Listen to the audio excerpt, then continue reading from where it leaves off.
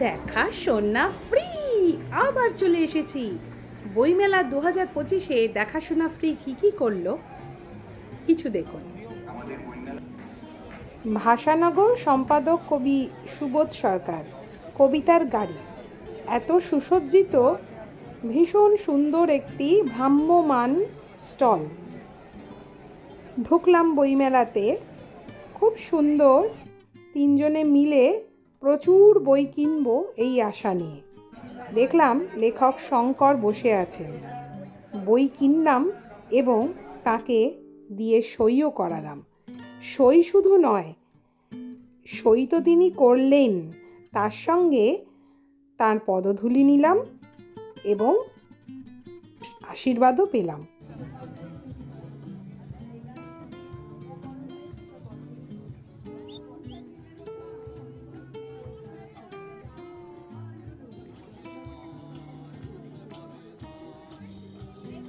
ও দাদা, ছবি তুলুন। ছবি তুলতে কেউ বারণ করেনি আপনাকে, কিন্তু কোথায় দাঁড়িয়ে আছেন সেটা একবার দেখুন। একটি চেয়ার, তাতে কভার পরানো, তার উপর আপনি দাঁড়িয়ে আছেন।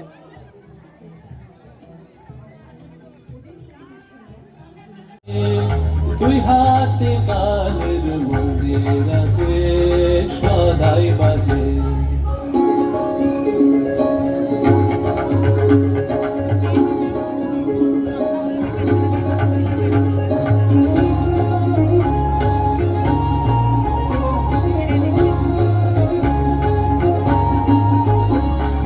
বাজে ফুলে বাজে কাঁটায়, আলো ছায়ার জোর ভাটায়। বাজে ফুলে বাজে কাঁটায়, আলো ছায়ার জোর ভাটায়। প্রাণের মাঝে ওই যে বাজে, প্রাণের মাঝে ওই যে বাজে।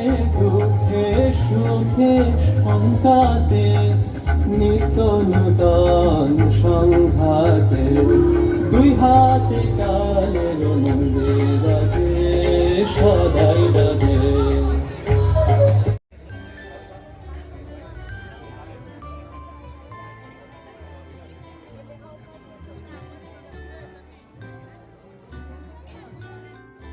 প্রচুর হেঁটে অনেক কষ্টে একটা জায়গা পেয়ে দুজনে বসে পড়েছি কোনো রকমে।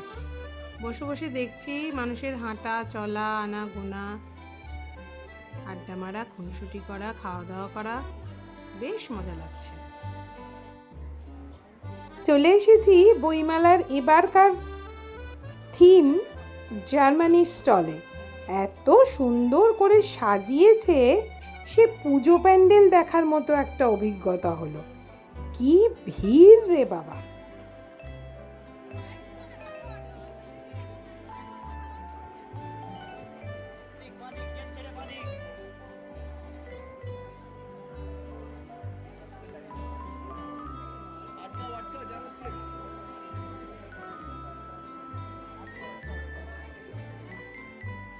জার্মানির বুক স্টল ঘুরে মুক্ত কণ্ঠে স্বীকার করছি যে একটা জিনিস আমি জানতাম না, সেটা হলো সিন্ডারেলা, স্নো হোয়াইট, এই যে ছোট ছোট রূপকথার গল্পগুলো আমরা ছোটবেলা থেকে পড়ে এসেছি, এগুলো অরিজিন কিন্তু জার্মানি।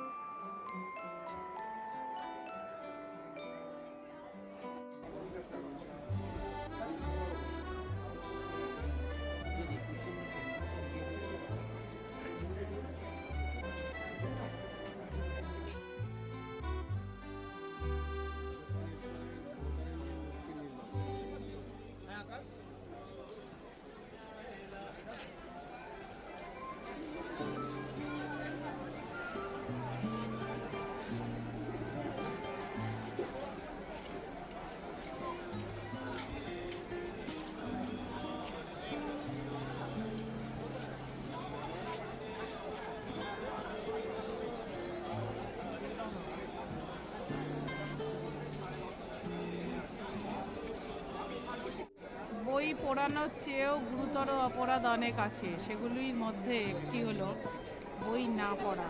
জোসেফ ব্রডস্কি।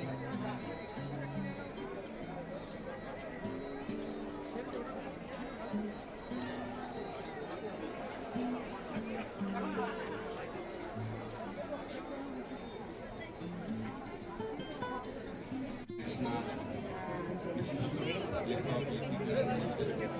এই এতক্ষণ জার্মানের জন্য ওয়েট করছিলেন, জার্মান এসে গেছে।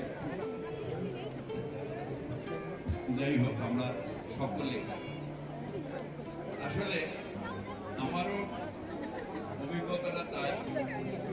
সেই রবীন্দ্র সদনের উল্টো দিকে প্রথম বই মেলা, তার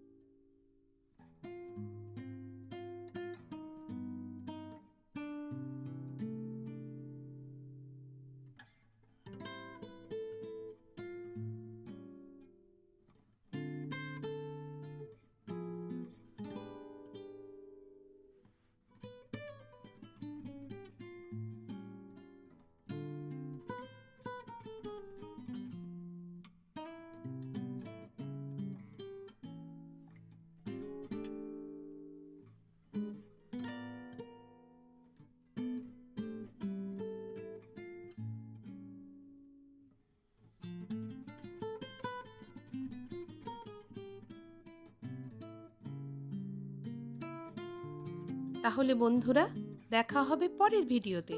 টাটা।